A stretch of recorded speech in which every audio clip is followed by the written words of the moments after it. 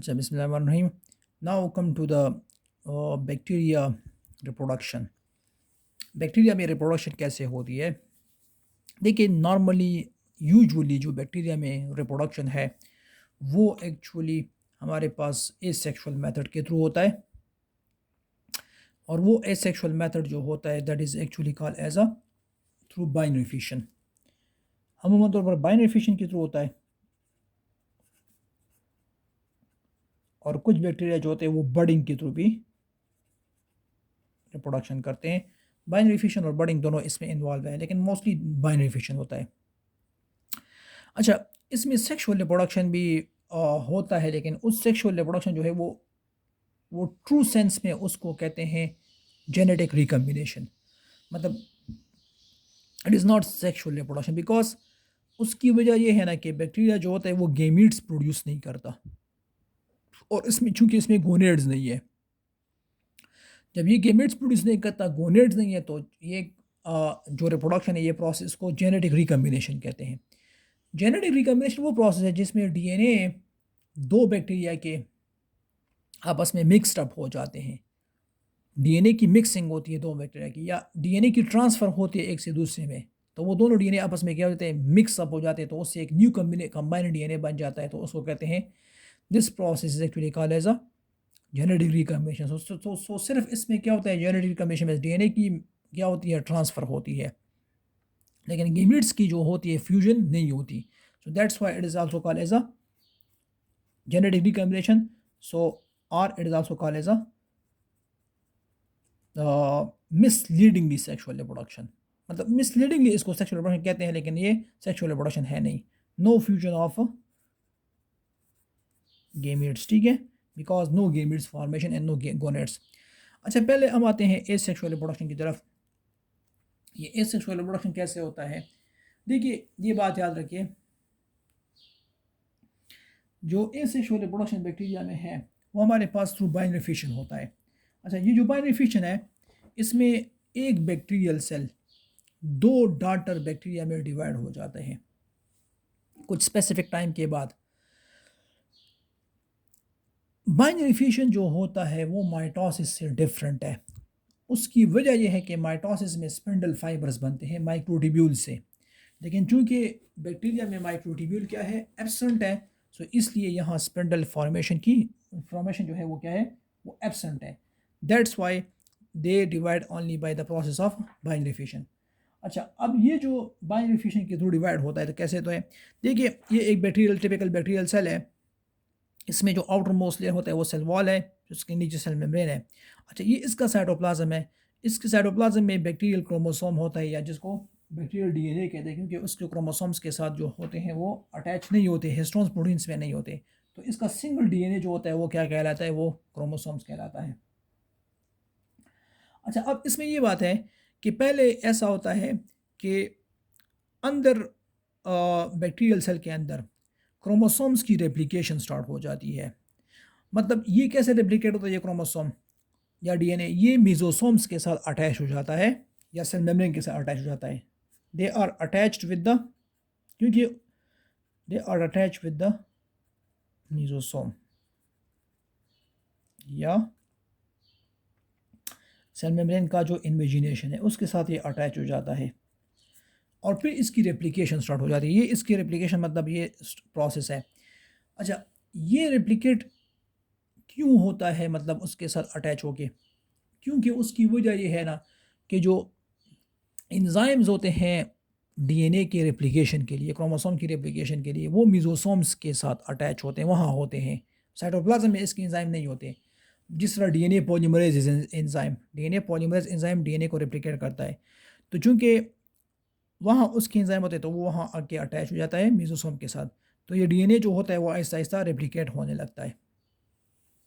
अच्छा, जब ये डीएनए के दो कापीज़ बन जाते हैं सेंटर में, तो उसके साथ साथ देखिए ज़रा, ये जो रेड लाइन मैंने शो किया है, these are actually the cell wall and new cell membrane. मतलब ये न्यू सेल वॉल और सेल मेम्ब्रेन जो है वो बनने लगते हैं दरमियान में, सेंटर में। तो जैसे ये दरमियान में बनते हैं, तो ये हमारे पास दो डीएनए के कॉपीज़ है, या क्रोमोसोम की कॉपी है। तो जैसे ही ये सेल इस तरह इलोंगेट होने लगता है। ये सेल इलोंगेट होता है, क्यों इलोंगेट होता है? ये इसकी इलोंगेशन होती है क्योंकि वो जो सेल वॉल होता है, सेल मेम्ब्रेन, ये दरमियान में बन जाता है। तो इन सेल को, दो सेल्स को क्या करते हैं, एक दूसरे से को पुश करते हैं। तो उसकी पुशिंग से वो डीएनए भी दोनों साइड पे क्या हो जाता है, दो सेल की तरफ इस तरह पुश हो जाता है। वो दो डॉटर डीएनए होते हैं और फिर बाद में ये जो है इस तरह दरमियान में ये सेल दो डॉटर सेल में डिवाइड हो जाता है।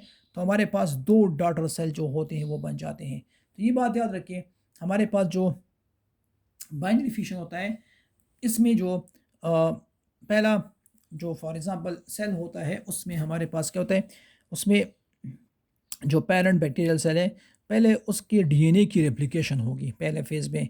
और वो डीएनए कैसे रेप्लिकेट होगा, वो मिज़ोसोम्स के साथ अटैच हो जाएगा क्योंकि मिज़ोसोम्स में इसके रेप्लिकेटिंग एंजाइम्स मौजूद है। जब वो रेप्लिकेट हो जाते हैं दो डॉटर सेल में, तो उसके बाद न्यू सेल वॉल और न्यू सेल मेम्ब्रेन सेंटर में बन जाते हैं दरमियान में। और वो फिर आहिस्ता आहिस्ता जब वो बन जाते हैं तो ये सेल में क्रोमोसोम जो होते हैं ये एक दूसरे से सेपरेट हो जाते हैं। क्यों? क्योंकि सेल वॉल और सेल मेम्ब्रेन की ग्रोथ होने लगती है, वो एक दूसरे, वो इस तरह एक्सपेंड होने लगते हैं। तो वो फिर दोनों डीएनए को क्या कर लेते हैं, पुश करके सेल को फिर दरमियान में डिवाइड कर लेते हैं दो डॉटर सेल में। सो this is about the binary fission. ठीक है। अच्छा, ये बात याद रखिए कि नॉर्मल जो इकोलाई है, नॉर्मल इकोलाई जो इशरीगा कोलाई जो हमारे इंटेस्टाइन में एग्जिस्ट करता है, इसका जो जनरेशन टाइम है, मतलब the time during which the bacterial cell divide into two daughter cell, इसको जनरेशन टाइम कहते हैं। तो ये बात याद रखिए कि इसका जो जनरेशन टाइम है हमारे पास जो इकोलाई का है वो 20 मिनट्स है। मतलब ये हर 20 मिनट्स के बाद डबल हो जाएगा। They divide after every 20 minutes. इसी तरह जो फॉर एग्जांपल बास बैक्टीरिया जो है उसका जनरेशन टाइम इकोलाई से डिफरेंट होता है। लाइक फॉर एग्जांपल अगर हम माइकोबैक्टीरियम ट्यूबरक्लोसिस को देखें तो इसका जनरेशन टाइम तकरीबन 16 to 17 आवर है।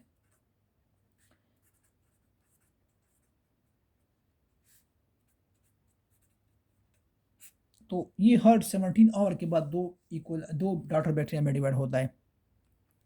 तो ये एक्चुअली क्या है, ये इस तरह हर 20 मिनट्स के बाद बाइनरी फिशन के थ्रू दो इकोलाई बनाते हैं अगर कंडीशंस फेवरेबल हो। मतलब अगर न्यूट्रिएंट्स फेवरेबल हो, पीएच नॉर्मल हो, टेम्परेचर नॉर्मल हो, ठीक है ना, वाटर की अवेलेबिलिटी हो, तो ये फैक्टर जो होते हैं, ये फैक्टर्स इसकी बाइनरी फिशन को इफेक्ट कर सकते हैं। लेकिन अगर नॉर्मल क्या हो, कंडीशंस फेवरेबल हो। अच्छा, अगर हम आ जाए लेट्स से come to the genetic recombination, तो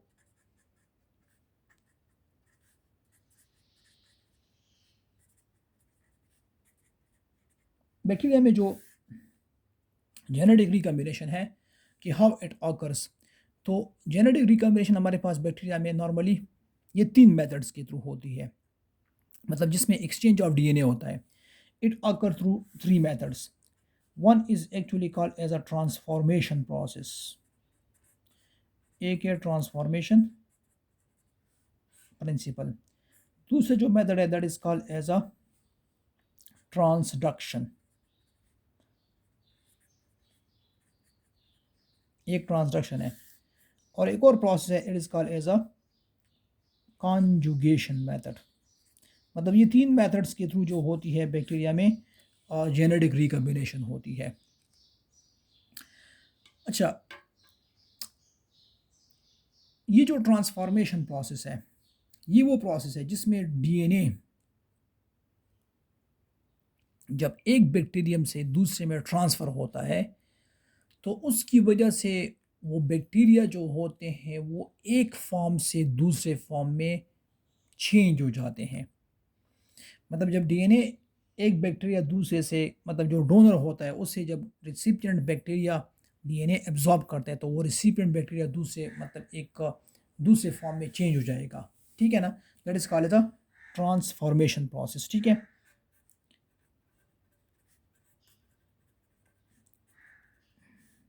The process in which one form of bacterium, ठीक है, फिलहाल इसको इस तरह कंसिडर कर ले कि ये हमारे पास एक एक फॉर्म बैक्टीरिया को हम आर टाइप बैक्टीरिया हम कहते हैं। They are transformed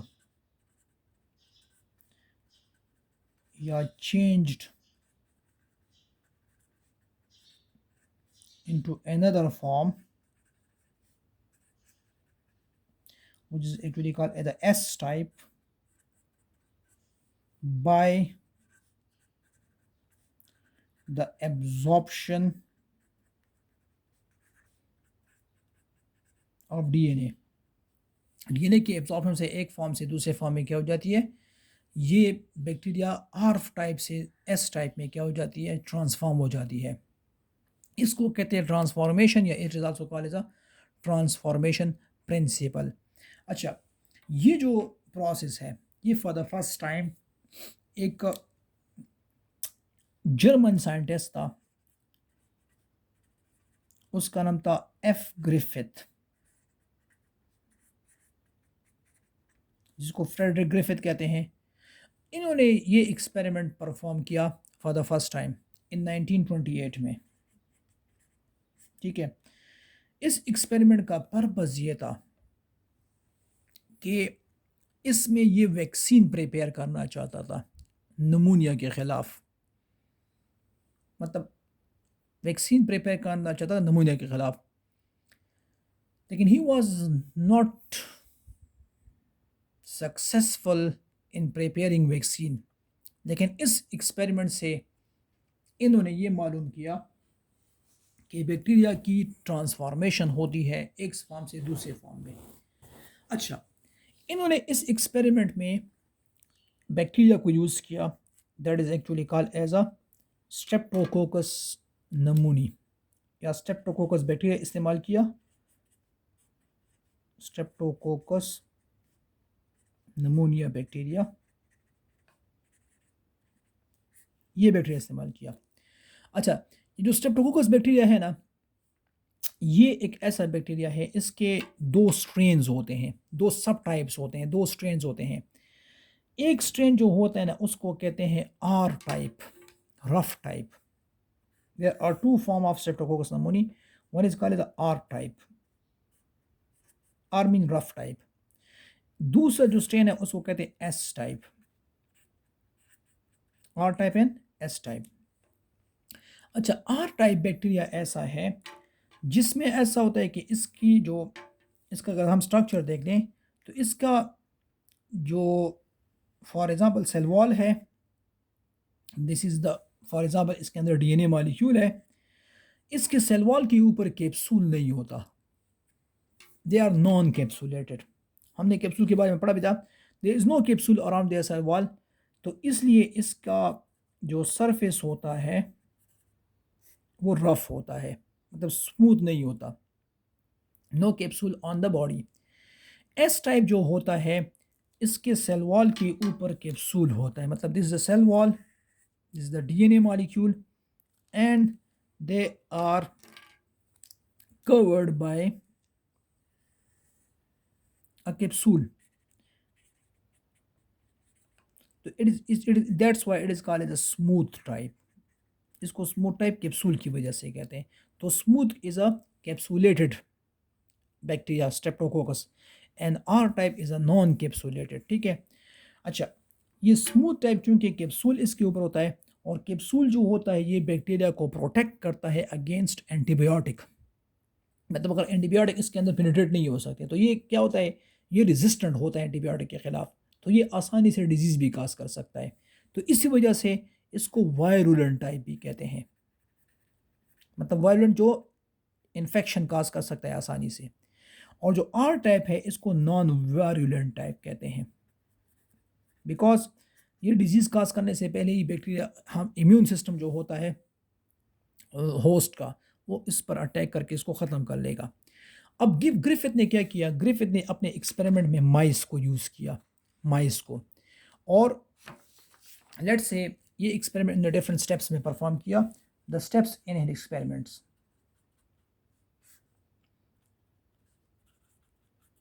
steps in Griffith experiment. अच्छा, इन्होंने फर्स्ट स्टेप में एक काम किया, इन्होंने आर टाइप लिया फर्स्ट स्टेप में, ठीक है, और उसको इंजेक्ट किया माइस में।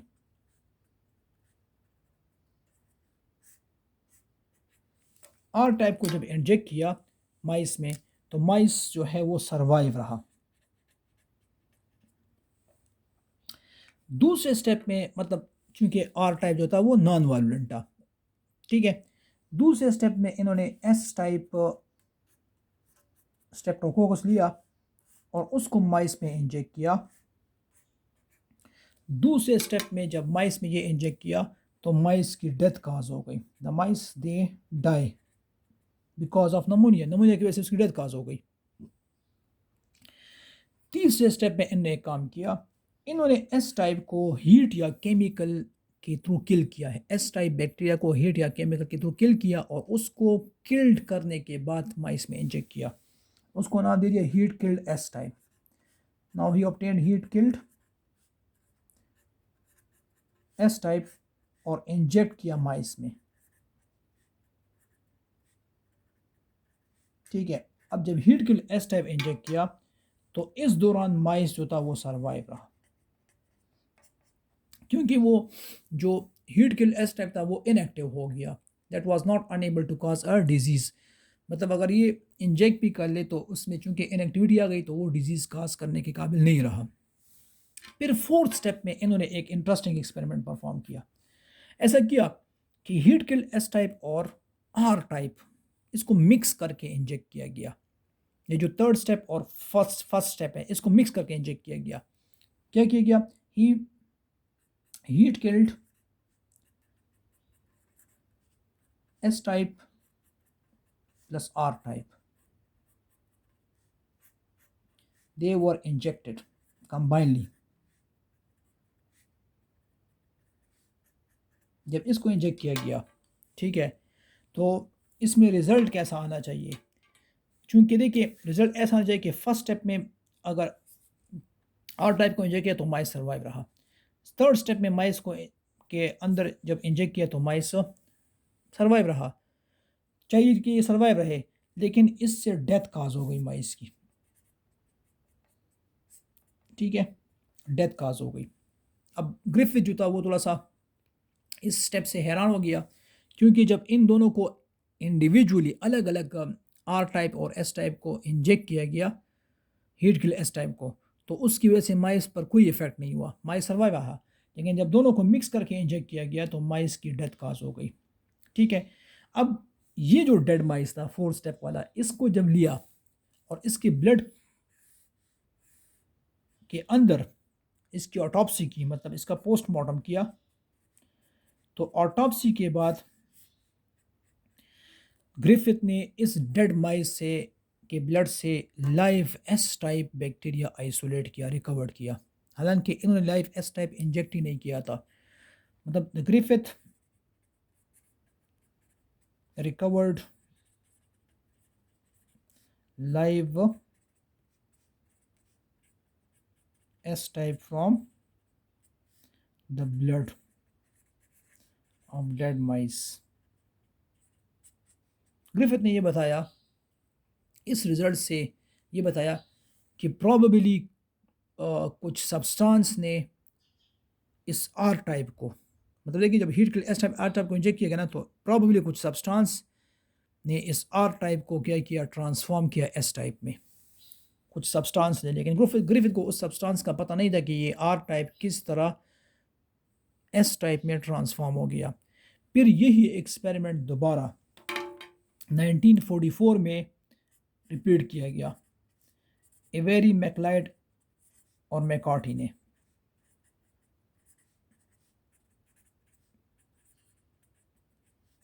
इन्होंने ये एक्सपेरिमेंट दोबारा रिपीट किया और ये फोर्थ स्टेप रिपीट किया। They repeated the Griffith experiment, वही जो फोर्थ स्टेप है, फोर्थ स्टेप जो ग्रिफिथ ने परफॉर्म किया था उसको रिपीट किया गया। लेकिन इनने एक काम किया, वो जो सब्सटेंस जो ट्रांसफ़र हुआ था आर टाइप में हीट किल एस टाइप से, उसको मालूम करने के लिए कि वो कौन सा सब्सटेंस है, तो इनने ये एक्सपेरिमेंट इस तरह किया ना कि जब 4 स्टेप रिपीट किया तो फर्स्ट स्टेप में इनने क्या किया, फर्स्ट फेज में हीट किल्ड एस टाइप,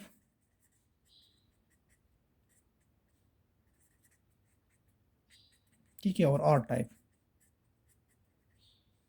इसको क्या किया, इसको सेंट्रीफ्यूज किया, इस मिक्सचर को पहले, मतलब इस मिक्सचर को पहले सेंट्रीफ्यूज किया प्रॉपरली, और इससे तकरीबन 99.9% प्रोटीन रिमूव किया, मतलब जितने भी हीट इस बैक्टीरिया में प्रोटीन था ना वो रिमूव किया। तो 99.9% proteins they were removed by centrifugation, ठीक है, सेंट्रीफ्यूगेशन के थ्रू, ठीक है।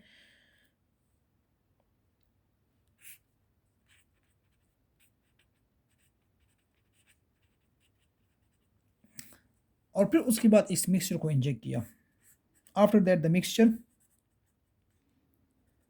It was injected in mice, मतलब वो हीट किल एस टाइप का मिक्सचर और आर टाइप का मिक्सचर जो सेंट्रीफ्यूगेशन के बाद जितना प्रोटीन था उसे रिमूव करके इंजेक्ट किया गया, लेकिन फिर भी इंजेक्शन के बाद उसकी वायलेंसी ख़त्म नहीं हुई, मतलब they also cause the death of mice, ठीक है। फिर दूसरे स्टेप में एक काम किया कि मिक्सचर लिया, अगेन मिक्सचर लिया हीट किल एस टाइप का और आर टाइप का, ठीक है। Now in the second step mixture of heat killed S type plus R type, इन्होंने इसके साथ एक एंजाइम ऐड किया, और वो एंजाइम आरएनए को डाइजेस्ट करता है ताकि आरएनए मुकम्मल क्या हो जाए, ख़त्म हो जाए। इसके साथ आरएनएस डाला विच रिमूव ऑल आरएनए,